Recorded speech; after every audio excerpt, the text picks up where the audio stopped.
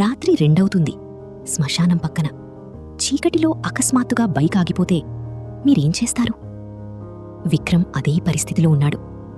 Second show cinema చూసి ఇంటికి వస్తుండగా సడన్గా బైక్ ఆగిపోయింది. ఫోన్ చూస్తే సిగ్నల్ లేదు. చల్లని గాలి, పక్కనే శ్మశానం. అక్కడ్నుంచి ఒక బాధతో నిండిన అందమైన పాట వినిపిస్తోంది. వైట్ చీరలో ఒక అమ్మాయి శ్మశానంలో కూర్చొని పాట పాడుతోంది. విక్రమ్ గుండె బలంగా కొట్టుకుంటుంది. భయంతో దగ్గరకు వెళ్తాడు. ఆమె కళ్లల్లో నీళ్లు.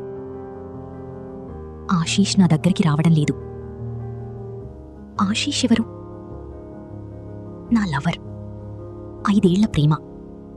యాక్సిడెంట్లో నేను చనిపోయాను. ఒక్కసారి అతన్ని చూడాలి. విక్రమ్ మనసు కరిగిపోతుంది. రేపు తీసుకువస్తాను, నన్ను నమ్ము అంటాడు. అతను బైక్ స్టార్ట్ చేస్తే ఈసారి స్టార్ట్ అవుతుంది. మరుసటి రోజు ఆశీష్ ఇంటికి వెళ్తాడు. పక్కవాళ్లు చెబుతారు, ఈరోజు అతని పెళ్లి.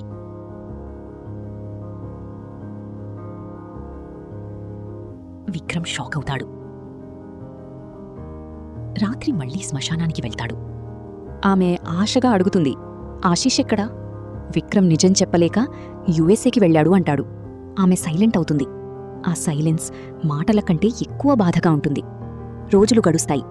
ప్రతి రాత్రి విక్రమ్ గ్రేవ్యార్డ్కి వస్తాడు ఆమె కోసం. ఆమె పాటలు వింటాడు. ఆమె సాంగ్స్ అంటే విక్రమ్కి చాలా ఇష్టం. అలా ఇద్దరూ దగ్గరవుతారు.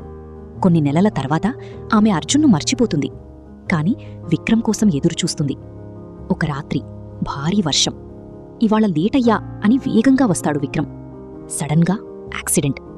మరుసటి రాత్రి ఆమె మామూలుగా పాట పాడుతూ ఎదురుచూస్తుంది. ఆమె పక్కన ఎవరో కూర్చుంటారు. విక్రమ్. ఆమె షాక్ అవుతుంది. నువ్వు? విక్రమ్ మెల్లగా నవ్వి, ఈసారి నేను కూడా వెళ్ళలేదు అంటాడు. ఇప్పుడు ఆ శ్మశానంలో 2 ఆత్మలు ఒకరిని ఒకరు ఎదురుచూస్తూ కాదు, కలిసి ఎప్పటికీ ఉండిపోతాయి. కొన్ని ప్రేమ కథలు కలిసి ముగుస్తాయి, కాని కొన్ని చనిపోయాక మొదలవుతాయి.